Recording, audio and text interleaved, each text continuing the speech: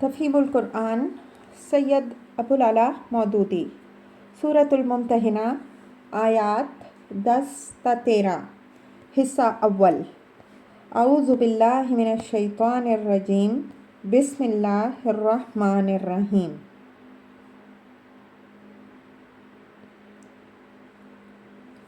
یا ایہا الذین آمنو اے لوگوں جو ایمان لائے ہو اذا جاءکم المؤمنات مہاجرات فامتحوہن جب مومن عورتیں ہجرت کر کے تمہارے پاس آئیں تو ان کے مومن ہونے کی جانچ پڑتال کر لو۔ اللہ عالم بایمانہن اور ان کے ایمان کی حقیقت اللہ ہی بہتر جانتا ہے۔ فَإِنْ عَلِمْتُمُوهُنَّ مُؤْمِنَاتٍ فَلَا تَرْجِعُوهُنَّ إِلَى الْكُفَّارِ پھر جب تمہیں معلوم ہو جائے کہ وہ مومن ہیں تو انہیں کفار کی طرف واپس نہ کرو۔ تفسیر۔ اس حکم کا پس منظر یہ ہے کہ صلح حدیبیہ کے بعد اول تو مسلمان مرد مکہ سے بھاگ بھاگ کر مدینہ آتے رہے اور انہیں معاہدے کی شرائط کے مطابق واپس کیا جاتا رہا۔ پھر مسلمان عورتوں کے آنے کا سلسلہ شروع ہو گیا اور سب سے پہلے ام کلثوم بنت عقبہ بنت ابی معیط رضی اللہ عنہا ہجرت کر کے مدینہ پہنچیں۔ کفار نے معاہدے کا حوالہ دے کر ان کی واپسی کا بھی مطالبہ کیا اور ام کلثوم رضی اللہ عنہا کے دو بھائی ولید بن عقبہ اور عمارہ بن عقبہ بھی انہیں واپس لے جانے کے لیے مدینہ پہنچ گئے۔ اس وقت یہ سوال پیدا ہوا کہ کیا حدیبیہ کے معاہدے کا اطلاق عورتوں پر بھی ہوتا ہے؟ اللہ تعالیٰ نے اسی سوال کا جواب یہاں دیا ہے کہ اگر وہ مسلمان ہوں اور یہ اطمینان کر لیا جائے کہ واقعی وہ ایمان ہی کی خاطر ہجرت کر کے آئی ہیں، کوئی اور چیز انہیں نہیں لائی ہے، تو انہیں واپس کیا جائے۔ اس مقام پر احادیث کی روایت بالمعنی سے ایک بڑی پیچیدگی پیدا ہو گئی ہے جسے حل کرنا ضروری ہے۔ صلح حدیبیہ کی شرائط کے متعلق احادیث میں جو روایتیں ہمیں ملتی ہیں وہ اکثر و بیشتر بالمعنی روایات ہیں۔ زیر بحث شرط کے متعلق ان میں سے کسی روایت کے الفاظ یہ ہیں: من جاء منکم لم نردہ علیکم ومن جاء منا رددتموہ علینا تم میں سے جو شخص ہمارے پاس آئے اسے ہم واپس نہ کریں گے اور ہم میں سے جو شخص تمہارے پاس جائے گا اسے تم واپس کرو گے۔ کسی میں یہ الفاظ ہیں: من اتا رسول اللہ صلی اللہ علیہ وسلم من اصحابہ بغیر اذن ولیہ ردہ علیہ رسول اللہ صلی اللہ علیہ وآلہ وسلم کے پاس ان کے اصحاب میں سے جو شخص اپنے ولی کی اجازت کے بغیر آئے گا اسے وہ واپس کر دیں گے۔ اور کسی میں ہے: من اتا محمدن من قریش بغیر اذن ولیہ ردہ علیہم قریش میں سے جو شخص محمد صلی اللہ علیہ وآلہ وسلم کے پاس اپنے ولی کی اجازت کے بغیر جائے گا اسے وہ قریش کو واپس کر دیں گے۔ ان روایات کا طرز بیان خود یہ ظاہر کر رہا ہے کہ ان میں معاہدے کی اس شرط کو ان الفاظ میں نقل نہیں کیا گیا جو اصل معاہدے میں لکھے گئے تھے، بلکہ راویوں نے ان کا مفہوم خود اپنے الفاظ میں بیان کیا ہے۔ لیکن چونکہ بکثرت روایات اسی نوعیت کی ہیں اس لیے عام طور پر مفسرین و محدثین نے اس سے یہی سمجھا ہے کہ معاہدہ عام تھا جس میں عورت مرد سب داخل تھے اور عورتوں کو بھی اس کی روح سے واپس ہونا چاہیے تھا۔ اس کے بعد جب ان کے سامنے اللہ تعالیٰ کا یہ حکم آیا کہ مومن عورتیں واپس نہ جائیں گی تو ان حضرات نے اس کی یہ تعویل کی کہ اللہ تعالیٰ نے اس آیت میں مومن عورتوں کی حد تک معاہدہ توڑ دینے کا فیصلہ فرما دیا، مگر یہ کوئی معمولی بات نہیں ہے جس کو اس آسانی کے ساتھ قبول کر لیا جائے۔ اگر معاہدہ فی الواقع بلا تخصیص مرد و زن سب کے لیے عام ہوتا تو آخر یہ کیسے جائز ہو سکتا تھا کہ ایک فریق اس میں یک طرفہ ترمیم کر دے یا اس کی کسی جز کو بطور خود بدل ڈالے، اور بالفرض ایسا کیا بھی گیا تھا تو یہ کیسی عجیب بات ہے کہ قریش کے لوگوں نے اس پر کوئی احتجاج نہیں کیا۔ قریش والے تو رسول اللہ صلی اللہ علیہ وآلہ وسلم اور مسلمانوں کی ایک ایک بات پر گرفت کرنے کے لیے خار کھائے بیٹھے تھے۔ انہیں اگر یہ بات ہاتھ آ جاتی کہ آپ صلی اللہ علیہ وآلہ وسلم شرائط معاہدہ کی صریح خلاف ورزی کر گزرے ہیں تو وہ زمین و آسمان سر پر اٹھا لیتے، لیکن ہمیں کسی روایت میں اس کا شائبہ نہیں ملتا کہ انہوں نے قرآن کے اس فیصلے پر ذرہ برابر بھی چون و چرا کی ہو۔ یہ ایسا سوال تھا جس پر غور کیا جاتا تو معاہدے کے اصل الفاظ کی جستجو کر کے اس پیچیدگی کا حل تلاش کیا جاتا، مگر بہت سے لوگوں نے تو اس کی طرف توجہ نہ کی، اور بعض حضرات مثلاً قاضی ابو بکر ابن عربی رحمہ اللہ نے توجہ کی بھی تو انہوں نے قریش کے اس اعتراض نہ کرنے کی یہ توجیہ تک کرنے میں تعمل نہ کیا کہ اللہ تعالیٰ نے بطور معجزہ اس معاملے میں قریش کی زبان بند کر دی۔ تعجب ہے کہ اس توجیہ پر ان حضرات کا ذہن کیسے مطمئن ہوا۔ اصل بات یہ ہے کہ معاہدہ صلح کی یہ شرط مسلمانوں کی طرف سے نہیں بلکہ کفار قریش کی طرف سے تھی، اور ان کی جانب سے ان کے نمائندے سہیل بن عمر نے جو الفاظ معاہدے میں لکھوائے تھے وہ یہ تھے: اللہ یأتیک منا رجل وإن کان علی دینک الا رددتہ الینا، اور یہ کہ تمہارے پاس ہم میں سے کوئی مرد بھی آ جائے اگرچہ وہ تمہارے دین پر ہی ہو، تم اسے ہماری طرف واپس کرو گے۔ معاہدے کے یہ الفاظ بخاری کتاب الشروط باب الشروط فی الجہاد والمصالح میں قوی سند کے ساتھ نقل ہوئے ہیں۔ ہو سکتا ہے کہ سہیل نے رجل کا لفظ شخص کے معنی میں استعمال کیا ہو، لیکن یہ اس کی ذہنی مراد ہوگی۔ معاہدے میں جو لفظ لکھا گیا تھا وہ رجل ہی تھا، جو عربی زبان میں مرد کے لیے بولا جاتا ہے۔ اسی بنا پر ام کلثوم بنت عقبہ رضی اللہ عنہا کی واپسی کا مطالبہ لے کر ان کے بھائی رسول اللہ صلی اللہ علیہ وآلہ وسلم کی خدمت میں حاضر ہوئے تو امام زہری رحمہ اللہ کی روایت کے مطابق رسول اللہ صلی اللہ علیہ وآلہ وسلم نے ان کو واپس کرنے سے یہ کہہ کر انکار کر دیا: کان الشرط فی الرجال دون النساء، شرط مردوں کے بارے میں تھی نہ کہ عورتوں کے بارے میں۔ احکام القرآن ابن عربی رحمہ اللہ، تفسیر کبیر امام رازی رحمہ اللہ۔ اس وقت تک خود قریش کے لوگ بھی اس غلط فہمی میں تھے کہ معاہدے کا اطلاق ہر طرح کے مہاجرین پر ہوتا ہے، خواہ وہ مرد ہوں یا عورت، مگر جب حضور صلی اللہ علیہ وآلہ وسلم نے ان کو معاہدے کے ان الفاظ کی طرف توجہ دلائی تو وہ دم بخود رہ گئے اور انہیں ناچار اس فیصلے کو ماننا پڑا۔ معاہدے کی اس شرط کے لحاظ سے مسلمانوں کو حق تھا کہ جو عورت بھی مکہ چھوڑ کر مدینہ آتی، خواہ وہ کسی غرض سے آتی، اسے واپس دینے سے انکار کر دیتے، لیکن اسلام کو صرف مومن عورتوں کی حفاظت سے دلچسپی تھی۔ ہر طرح کی بھاگنے والی عورتوں کے لیے مدینہ طیبہ کو پناہ گاہ بنانا مقصود نہ تھا۔ اس لیے اللہ تعالیٰ نے حکم دیا کہ جو عورتیں ہجرت کر کے آئیں اور اپنے مومن ہونے کا اظہار کریں، ان سے پوچھ گچھ کر کے اپنا اطمینان کر لو کہ وہ واقعی ایمان لے کر آئی ہیں، اور جب اس کا اطمینان ہو جائے تو ان کو واپس نہ کرو۔ چنانچہ اس ارشاد الہی پر عمل درآمد کرنے کے لیے جو قاعدہ بنایا گیا وہ یہ تھا کہ جو عورتیں ہجرت کر کے آتی ہیں ان سے پوچھا جاتا تھا کہ کیا وہ اللہ کی توحید اور محمد صلی اللہ علیہ وآلہ وسلم کی رسالت پر ایمان رکھتی ہیں اور صرف اللہ اور اس کے رسول صلی اللہ علیہ وآلہ وسلم کی خاطر نکل کر آئی ہیں۔ کہیں ایسا تو نہیں ہے کہ وہ شوہر سے بگڑ کر گھر سے نکل کھڑی ہوئی ہوں، یا ہمارے ہاں کے کسی مرد کی محبت ان کو لے آئی ہو،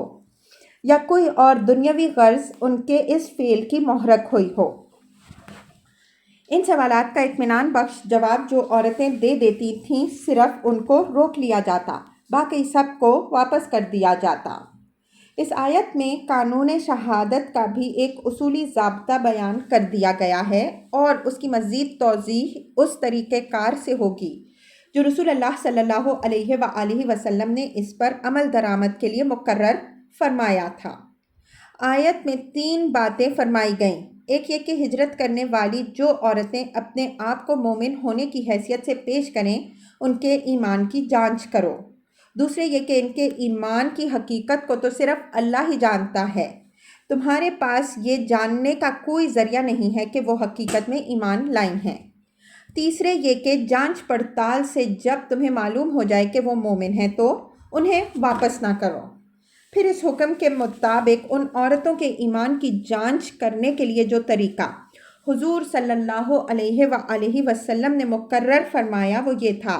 کہ ان عورتوں کے حلفیہ بیان پر اعتماد کیا جائے اور ضروری جرح کر کے یہ اطمینان کر لیا جائے کہ ان کی ہجرت کا محرک ایمان کے سوا کچھ اور نہیں ہے۔ اس سے اول تو یہ قاعدہ معلوم ہوا کہ معاملات کا فیصلہ کرنے کے لیے عدالت کو حقیقت کا علم حاصل ہونا ضروری نہیں ہے، بلکہ صرف وہ علم کافی ہے جو شہادتوں سے حاصل ہوتا ہے۔ دوسری بات یہ معلوم ہوئی کہ ہم ایک شخص کے حلفیہ بیان پر اعتماد کریں گے تا وقت یہ کہ کوئی صریح قرینہ اس کے کاذب ہونے پر دلالت نہ کر رہا ہو۔ تیسری بات یہ معلوم ہوئی کہ آدمی اپنے عقیدے اور ایمان کے متعلق خود جو خبر دے رہا ہو ہم اسے قبول کریں گے اور اس بات کی کھوج میں نہ پڑیں گے کہ فی الواقع اس کا وہی عقیدہ ہے جو وہ بیان کر رہا ہے، الا یہ کہ کوئی صریح علامت ہمارے سامنے ایسی ظاہر ہو جائے جو اس کی تردید کر رہی ہو۔ اور چوتھی بات یہ ہے کہ ایک شخص کے جن ذاتی حالات کو دوسرا کوئی نہیں جان سکتا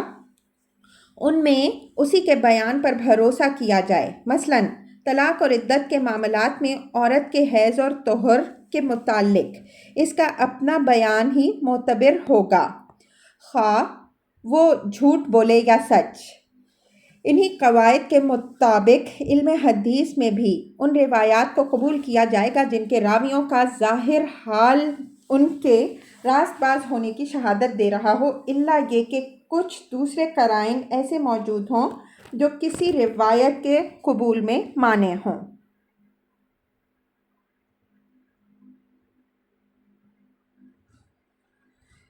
لا ہن حل لہم ولا ہم یحلون لہن،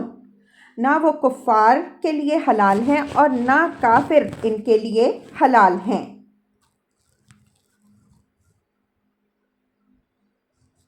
وَآتُوهُمْ مَا أَنفَقُوا، اور ان کے کافر شوہر جو مہر ان کو دے رکھے ہوں وہ انہیں دوبارہ پھیر دو۔ وَلَا جُنَاحَ عَلَيْكُمْ أَن تَنكِحُوهُنَّ إِذَا آتَيْتُمُوهُنَّ أُجُورَهُنَّ، اور ان سے نکاح کر لینے میں تم پر کوئی گناہ نہیں جب کہ تم ان کے مہر ان کو ادا کر دو۔ تفسیر: مطلب یہ ہے کہ ان کے کافر شوہروں کو ان کے جو مہر واپس کیے جائیں گے وہی ان عورتوں کے مہر شمار نہ ہوں گے، بلکہ اب جو مسلمان بھی ان میں سے کسی عورت سے نکاح کرنا چاہے وہ اس کا مہر ادا کرے اور اس سے نکاح کر لے۔ وَلَا تُمْسِكُوا بِعِصَمِ الْكَوَافِرِ وَاسْأَلُوا مَا أَنفَقْتُمْ وَلْيَسْأَلُوا مَا أَنفَقُوا،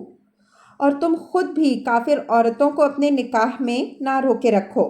جو مہر تم نے اپنی کافر بیویوں کو دیے تھے وہ تم ان سے واپس مانگ لو، اور جو مہر کافروں نے اپنی مسلمان بیویوں کو دیے تھے انہیں وہ واپس مانگ لیں۔ تفسیر: ان آیات میں 4 بڑے حکم اہم بیان کیے گئے ہیں جن کا تعلق اسلام کے آئلی قانون سے بھی ہے اور بین الاقوامی قانون سے بھی۔ اول یہ کہ جو عورت مسلمان ہو جائے وہ اپنے کافر شوہر کے لیے حلال نہیں رہتی اور نہ کافر شوہر اس کے لیے حلال رہتا ہے۔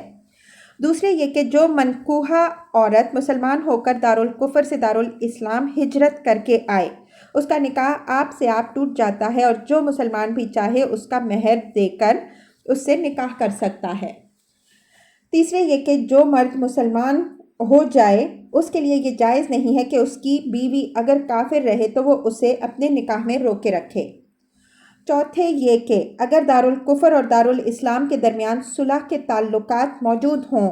تو اسلامی حکومت کو دارالکفر کی حکومت سے یہ معاملہ طے کرنے کی کوشش کرنی چاہیے کہ کفار کی جو منکوحہ عورتیں مسلمان ہو کر دارالاسلام میں ہجرت کر آئی ہوں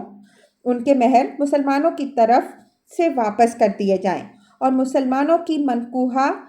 کافر عورتیں جو دارالکفر میں رہ گئی ہوں ان کے مہر کفار کی طرف سے واپس مل جائیں۔ ان احکام کا تاریخی پس منظر یہ ہے کہ آغاز اسلام میں بکثرت مرد ایسے تھے جنہوں نے اسلام قبول کر لیا مگر ان کی بیویاں مسلمان نہ ہوئیں، اور بہت سی عورتیں ایسی تھیں جو مسلمان ہو گئیں مگر ان کے شوہروں نے اسلام قبول نہ کیا۔ خود رسول اللہ صلی اللہ علیہ وآلہ وسلم کی ایک صاحبزادی حضرت زینب رضی اللہ عنہا کے شوہر ابو العاص غیر مسلم تھے اور کئی سال تک غیر مسلم رہے۔ ابتدائی دور میں ایسا کوئی حکم نہیں دیا گیا کہ مسلمان عورت کے لیے اس کا کافر شوہر اور مسلمان مرد کے لیے اس کی مشرک بیوی حلال نہیں، اس لیے ان کے درمیان ازدواجی رشتے برقرار رہے۔ ہجرت کے بعد بھی کئی سال تک یہ صورتحال رہی کہ بہت سی عورتیں مسلمان ہو کر ہجرت کرائیں اور ان کے کافر شوہر دارالکفر میں رہے، اور بہت سے مسلمان مرد ہجرت کر کے آ گئے اور ان کی کافر بیویاں دارالکفر میں رہ گئیں، مگر اس کے باوجود ان کے درمیان رشتہ ازدواج قائم رہا۔ اس سے خاص طور پر عورتوں کے لیے بڑی پیچیدگی پیدا ہو رہی تھی، کیونکہ مرد تو دوسرے نکاح بھی کر سکتے تھے مگر عورتوں کے لیے یہ ممکن نہ تھا کہ جب تک سابق شوہروں سے ان کا نکاح فسخ نہ ہو جائے وہ کسی اور شخص سے نکاح کر سکیں۔ صلح حدیبیہ کے بعد جب یہ آیات نازل ہوئیں تو انہوں نے مسلمانوں اور کفار و مشرکین کے درمیان سابق کے ازدواجی رشتوں کو ختم کر دیا اور آئندہ کے لیے ان کے بارے میں ایک قطعی اور واضح قانون بنا دیا۔ فقہائے اسلام نے اس قانون کو 4 بڑے عنوانات کے تحت مرتب کیا ہے۔ 1، وہ حالت جس میں زوجین دارالاسلام میں ہوں اور ان میں سے ایک مسلمان ہو جائے اور دوسرا کافر رہے۔ 2، وہ حالت جس میں زوجین دارالکفر میں ہوں اور ان میں سے ایک مسلمان ہو جائے اور دوسرا کافر رہے۔ 3، وہ حالت جس میں زوجین میں سے کوئی ایک مسلمان ہو کر دارالاسلام میں ہجرت کر جائے اور دوسرا دارالکفر میں رہے۔ 4، وہ حالت جس میں مسلم زوجین میں سے کوئی ایک مرتد ہو جائے۔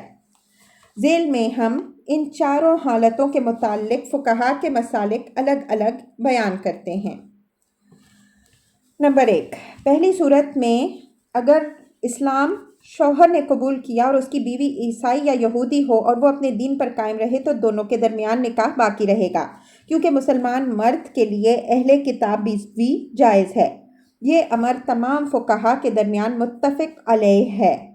اور اگر اسلام قبول کرنے والے مرد کی بیوی غیر اہل کتاب میں سے ہو اور وہ اپنے دین پر قائم رہے تو حنفیہ اس کے متعلق کہتے ہیں کہ عورت کے سامنے اسلام پیش کیا جائے گا، قبول کر لے تو نکاح باقی رہے گا، نہ قبول کرے تو ان کے درمیان تفریق کر دی جائے گی۔ اس صورت میں اگر زوجین کے درمیان خلوت ہو چکی ہو تو عورت مہر کی مستحق ہوگی، اور خلوت نہ ہوئی ہو تو اس کو مہر پانے کا حق نہ ہوگا، کیونکہ فرقت اس کے انکار کی وجہ سے واقع ہوئی ہے۔ امام شافعی اور امام احمد رحمہم اللہ کہتے ہیں کہ اگر زوجین کے درمیان خلوت نہ ہوئی ہو تو مرد کے اسلام قبول کرتے ہی عورت اس کے نکاح سے باہر ہو جائے گی، اور اگر خلوت ہو چکی ہو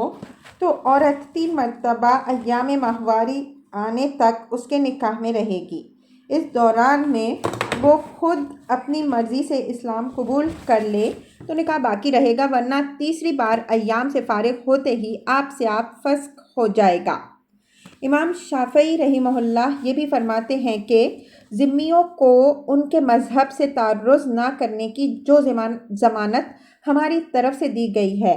اس کی بنا پر یہ درست نہیں ہے کہ عورت کے سامنے اسلام پیش کیا جائے، لیکن در حقیقت یہ ایک کمزور بات ہے، کیونکہ ایک ذمی عورت کے مذہب سے تعرض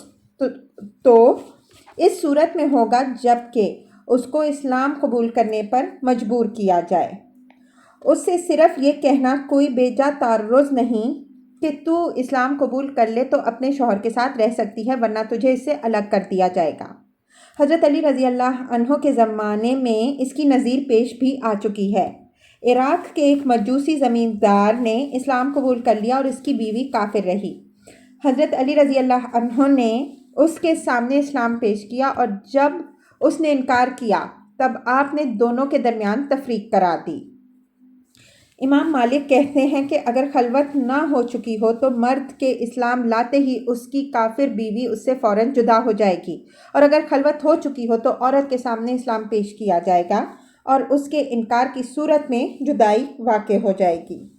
اور اگر اسلام عورت نے قبول کیا ہو اور مرد کافر رہے، خواہ وہ اہل کتاب میں سے ہو یا غیر اہل کتاب میں سے، تو حنفیہ کہتے ہیں کہ دونوں میں خلوت ہو چکی ہو یا نہ ہوئی ہو، ہر صورت میں شوہر کے سامنے اسلام پیش کیا جائے گا۔ قبول کر لے تو عورت اس کے نکاح میں رہے گی، انکار کر دے تو قاضی دونوں کے درمیان تفریق کرا دے گا۔ اس دوران میں جب تک مرد اسلام سے انکار نہ کرے، عورت اس کی بیوی تو رہے گی، مگر اس کو مقاربت کا حق نہ ہوگا۔ شوہر کے انکار کی صورت میں تفریق طلاق بائن کے حکم میں ہوگی۔ اگر اس سے پہلے خلوت نہ ہوئی ہو تو عورت نصف مہر پانے کی حقدار ہوگی، اور خلوت ہو چکی ہو تو عورت پورا مہر بھی پائے گی اور عدت کا نفقہ بھی۔ امام شافعی رحمہ اللہ کے نزدیک خلوت نہ ہونے کی صورت میں عورت کے اسلام قبول کرتے ہی نکاح فسخ ہو جائے گا، اور خلوت ہونے کی صورت میں عدت ختم ہونے تک عورت اس مرد کے نکاح میں رہے گی۔ اس مدت کے اندر وہ اسلام قبول کر لے تو نکاح باقی رہے گا، ورنہ عدت گزرتے ہی جدائی واقع ہو جائے گی۔ لیکن مرد کے معاملے میں بھی امام شافعی رحمہ اللہ نے وہی رائے ظاہر کی ہے جو عورت کے معاملے میں اوپر منقول ہوئی، کہ اس کے سامنے اسلام پیش کرنا جائز نہیں ہے، اور یہ مسلک بہت کمزور ہے۔ حضرت عمر رضی اللہ عنہ کے زمانے میں متعدد واقعات ایسے پیش آئے ہیں کہ عورت نے اسلام قبول کر لیا اور مرد سے اسلام لانے کے لیے کہا گیا، اور جب اس نے انکار کر دیا تو دونوں کے درمیان تفریق کرا دی گئی۔ مثلاً بنی تغلب کے ایک عیسائی کی بیوی کا معاملہ ان کے سامنے پیش آیا۔ انہوں نے مرد سے کہا، یا تو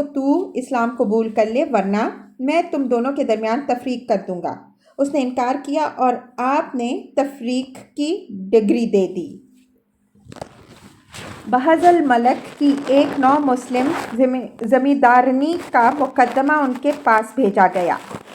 اس کے معاملے میں بھی انہوں نے حکم دیا کہ اس کے شوہر کے سامنے اسلام پیش کیا جائے، اگر وہ قبول کر لے تو بہتر، ورنہ دونوں میں تفریق کرا دی جائے۔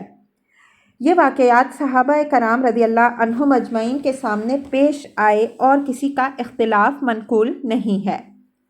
امام مالک رحمہ اللہ کی رائے اس معاملے میں یہ ہے کہ اگر خلوت سے پہلے عورت مسلمان ہو جائے تو شوہر کے سامنے اسلام پیش کیا جائے، وہ قبول کر لے تو بہتر ہے، ورنہ فوراً تفریق کرا دی جائے۔ اور اگر خلوت ہو چکی ہو اور اس کے بعد عورت اسلام لائی ہو تو زمانہ عدت ختم ہونے تک انتظار کیا جائے۔ اس مدت میں شوہر اسلام قبول کر لے تو نکاح باقی رہے گا، ورنہ عدت گزرتے ہی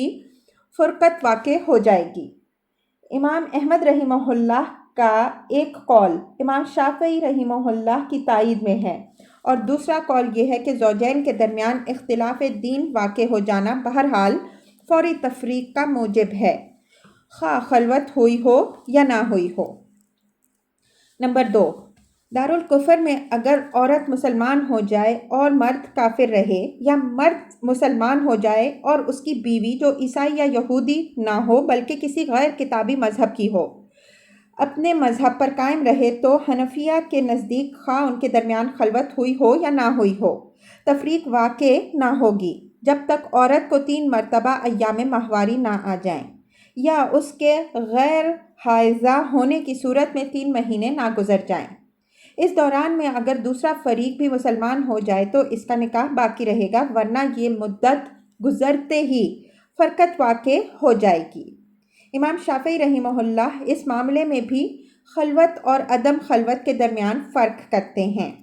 ان کی رائے یہ ہے کہ اگر خلوت نہ ہوئی ہو تو زوجین کے درمیان دین کا اختلاف واقع ہوتے ہی فرقت ہو جائے گی، اور اگر خلوت ہو جانے کے بعد دین کا اختلاف رونما ہوا ہو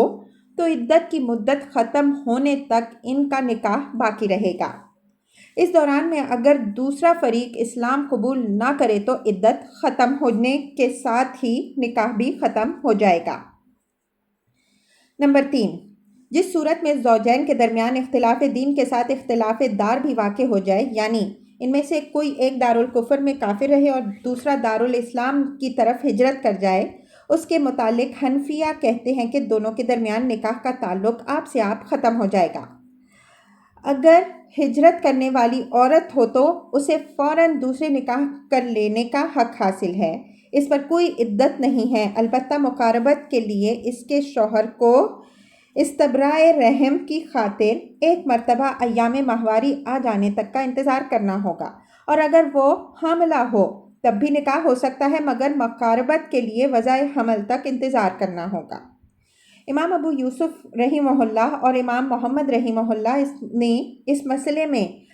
امام ابو حنیفہ رحمہ اللہ سے صرف اتنا اختلاف کیا ہے کہ ان کے نزدیک عورت پر عدت لازم ہے، اور اگر وہ حاملہ ہو تو وضع حمل سے پہلے اس کا نکاح نہیں ہو سکتا۔ امام شافعی رحمہ اللہ، امام احمد رحمہ اللہ اور امام مالک رحمہ اللہ کہتے ہیں کہ اختلاف دار کا اس معاملے میں کوئی دخل نہیں ہے، بلکہ اصل چیز صرف اختلاف دین ہے۔ یہ اختلاف اگر زوجین میں واقع ہو جائے تو احکام وہی ہیں جو دارالاسلام میں زوجین کے درمیان یہ اختلاف واقع ہونے کے احکام ہیں۔ امام شافعی رحمہ اللہ اپنی مذکورہ بالا رائے کے ساتھ ساتھ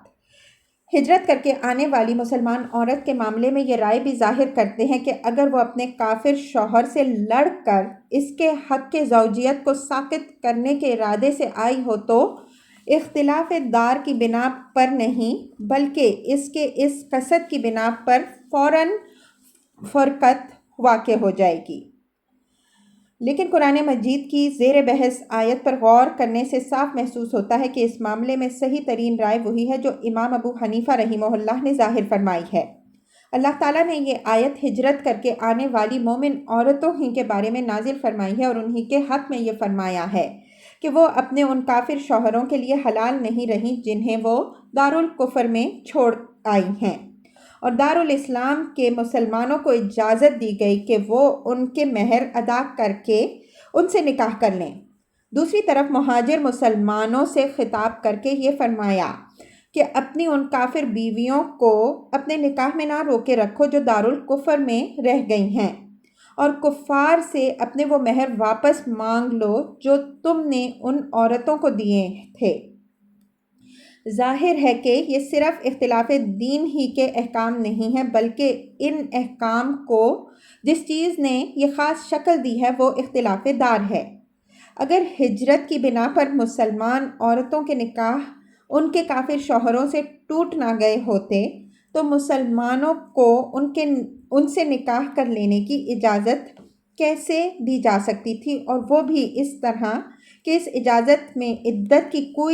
کی طرف کوئی اشارہ نہیں۔ اسی طرح اگر لا تمسکوا بعصم الکوافر کا حکم آ جانے کے بعد بھی مسلمان مہاجرین کی کافر بیویاں ان کے نکاح میں باقی رہ گئی ہوتیں تو ساتھ ساتھ یہ حکم بھی دیا جاتا کہ انہیں طلاق دے دو، مگر یہاں ان کی طرف بھی کوئی اشارہ نہیں۔ بلا شبہ یہ صحیح ہے کہ یہ اس آیت کے نزول کے بعد حضرت عمر رضی اللہ عنہ اور حضرت طلحہ رضی اللہ عنہ اور بعض دوسرے مہاجرین نے اپنی بیویوں کو طلاق دی تھی، مگر یہ اس بات کا ثبوت نہیں ہے کہ ان کے لیے ایسا کرنا ضروری تھا، اور ان کی بیویوں کے ساتھ تعلق زوجیت کا انقطاع ان کے طلاق دینے پر موقوف تھا، اور اگر وہ طلاق نہ دیتے تو وہ بیویاں ان کے نکاح میں باقی رہ جاتیں۔ اس کے جواب میں عہد نبوی صلی اللہ علیہ وآلہ وسلم کے 3 واقعات کی نظیریں پیش کی جاتی ہیں جن کو اس امر کا ثبوت قرار دیا جاتا ہے کہ ان آیات کے نزول کے بعد بھی نبی صلی اللہ علیہ وآلہ وسلم نے اختلاف دار کے باوجود مومن اور کافر زوجین کے درمیان نکاح کا تعلق برقرار رکھا۔ پہلا واقعہ یہ ہے کہ فتح مکہ سے ذرا پہلے ابو سفیان مر الزہران موجودہ وادی فاطمہ کے مقام پر لشکر اسلام میں آئے، اور یہاں انہوں نے اسلام قبول کر لیا اور ان کی بیوی ہند مکے میں کافر رہیں۔ پھر فتح مکہ کے بعد ہند نے اسلام قبول کیا اور نبی صلی اللہ علیہ وآلہ وسلم نے تجدید نکاح کے بغیر ہی ان کو سابق نکاح پر برقرار رکھا۔ دوسرا واقعہ یہ ہے کہ فتح مکہ کے بعد اکرمہ بن ابی جہل اور حکیم بن حزام مکے سے فرار ہو گئے، اور ان کے پیچھے دونوں کی بیویاں مسلمان ہو گئیں۔ پھر انہوں نے حضور صلی اللہ علیہ وآلہ وسلم سے اپنے شوہروں کے لیے امان لے لی اور جا کر ان کو لے آئیں۔ دونوں اصحاب نے حاضر ہو کر اسلام قبول کر لیا اور نبی صلی اللہ علیہ وآلہ وسلم نے ان کے بھی سابق نکاحوں کو برقرار رکھا۔ تیسرا واقعہ حضور صلی اللہ علیہ وآلہ وسلم کی اپنی صاحبزادی حضرت زینب رضی اللہ عنہا کا ہے، جو ہجرت کے بعد مدینہ تشریف لے آئی تھیں اور ان کے شوہر ابو العاص بحالت کفر مکہ میں ہی مقیم رہے۔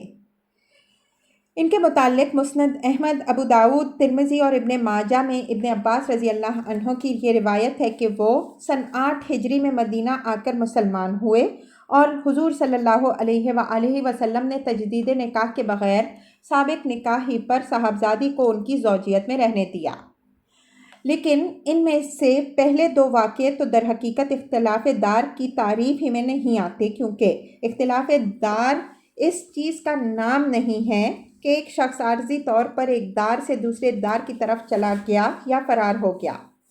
بلکہ یہ اختلاف صرف اس صورت میں واقع ہوتا ہے جب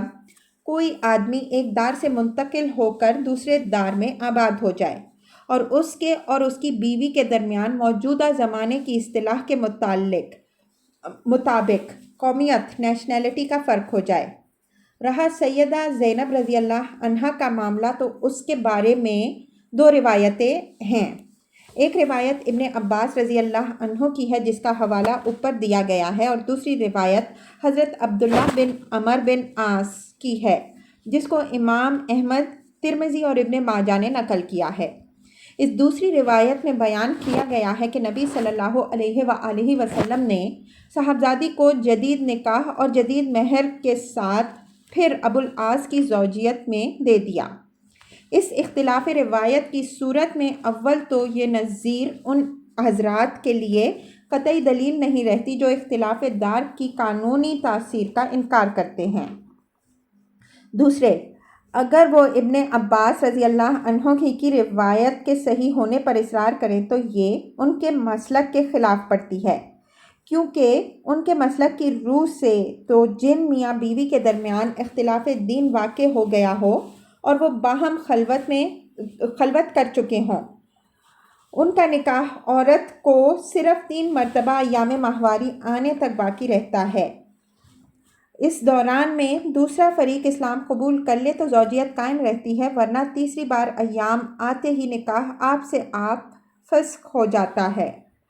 لیکن حضرت زینب رضی اللہ عنہا کے جس واقعے سے وہ استدلال کرتے ہیں اس میں زوجین کے درمیان اختلاف دین واقع ہوئے کئی سال گزر چکے تھے۔ حضرت زینب رضی اللہ عنہا کی ہجرت کے 6 سال بعد ابو العاص رضی اللہ عنہ ایمان لائے، اور ان کے ایمان لانے سے کم از کم 2 سال پہلے قرآن میں وہ حکم نازل ہو چکا تھا جس کی روح سے مسلمان عورت مشرکین پر حرام کر دی گئی تھی۔ نمبر 4، چوتھا مسئلہ ارتداد کا ہے۔ اس کی ایک صورت یہ ہے کہ زوجین ایک ساتھ مرتد ہو جائیں، اور دوسری صورت یہ ہے کہ ان میں سے کوئی ایک مرتد ہو اور دوسرا مسلمان رہے۔ اگر زوجین ایک ساتھ مرتد ہو جائیں تو شافعیہ اور حنابلہ کہتے ہیں کہ خلوت سے پہلے ایسا ہو تو فوراً، اور خلوت کے بعد ہو تو عدت کی مدت ختم ہوتے ہی دونوں کا نکاح ختم ہو جائے گا، جو حالت اسلام میں ہوا تھا۔ اس کے برعکس حنفیہ کہتے ہیں کہ اگرچہ قیاس یہی کہتا ہے کہ ان کا نکاح فسخ ہو جائے، لیکن حضرت ابو بکر رضی اللہ عنہ کے زمانے میں جو فتنہ ارتداد برپا ہوا تھا اس میں ہزارہ آدمی مرتد ہوئے، پھر مسلمان ہو گئے، اور صحابہ کرام رضی اللہ عنہم اجمعین نے کسی کو بھی تجدید نکاح کا حکم نہیں دیا۔ اس لیے ہم صحابہ رضی اللہ عنہم اجمعین کے متفقہ فیصلے کو قبول کرتے ہوئے خلاف قیاس یہ بات تسلیم کرتے ہیں کہ زوجین کے ایک ساتھ مرتد ہونے کی صورت میں ان کے نکاح نہیں ٹوٹتے۔ اگر شوہر مرتد ہو جائے اور عورت مسلمان رہے تو حنفیہ اور مالکیہ کے نزدیک فوراً نکاح ٹوٹ جائے گا، خواہ ان کے درمیان پہلے خلوت ہو چکی ہو یا نہ ہوئی ہو۔ لیکن شافعیہ اور حنابلہ اس میں خلوت سے پہلے اور خلوت کے بعد کی حالت کے درمیان فرق کرتے ہیں۔ اگر خلوت سے پہلے ایسا ہوا ہو تو فوراً نکاح فسخ ہو جائے گا، اور خلوت کے بعد ہوا ہو تو زمانہ عدت تک باقی رہے گا۔ اس دوران میں وہ شخص مسلمان ہو جائے تو زوجیت برقرار رہے گی، ورنہ عدت ختم ہوتے ہی اس کے ارتداد کے وقت سے نکاح فسخ شدہ شمار کیا جائے گا، یعنی عورت کو پھر کوئی نئی عدت گزارنی نہ ہوگی۔ چاروں فقہا کا اس پر اتفاق ہے کہ خلوت سے پہلے یہ معاملہ پیش آیا تو عورت کو نصف مہر اور خلوت کے بعد پیش آیا تو پورا مہر پانے کا حق ہوگا۔ اور اگر عورت مرتد ہو گئی ہو تو حنفیہ کا قدیم فتویٰ یہ تھا کہ اس صورت میں بھی نکاح فوراً فسخ ہو جائے گا، لیکن بعد کے دور میں علماء بلخ اور سمرقند نے یہ فتویٰ دیا کہ عورت کے مرتد ہونے سے فوراً فرقت واقع نہیں ہوتی، اور اس سے ان کا مقصد اس امر کی روک تھام کرنا تھا کہ شوہروں سے پیچھا چھڑانے کے لیے عورتیں کہیں ارتداد کا راستہ اختیار نہ کرنے لگیں۔ مالکیہ کا فتویٰ بھی اس سے ملتا جلتا ہے۔ وہ کہتے ہیں کہ اگر قرائن یہ بتا رہے ہوں کہ عورت نے محض شوہر سے علیحدگی حاصل کرنے کے لیے بطور حیلہ ارتداد اختیار کیا ہے تو فرقت واقع نہ ہوگی۔ شافعیہ اور حنابلہ کہتے ہیں کہ عورت کے ارتداد کی صورت میں بھی قانون وہی ہے جو مرد کے ارتداد کی صورت میں ہے، یعنی خلوت سے پہلے مرتد ہو تو فوراً نکاح فسخ ہو جائے گا، اور خلوت کے بعد ہو تو زمانہ عدت گزارنے تک نکاح باقی رہے گا۔ اس دوران میں وہ مسلمان ہو جائے تو زوجیت کا رشتہ برقرار رہے گا، ورنہ عدت گزارتے ہی نکاح وقت ارتداد سے فسخ شمار ہوگا۔ مہر کے بارے میں یہ امر متفق علیہ ہے کہ خلوت سے پہلے اگر عورت مرتد ہوئی ہے تو اسے کوئی مہر نہ ملے گا، اور اگر خلوت کے بعد اس نے ارتداد اختیار کیا ہو تو وہ پورا مہر پائے گی۔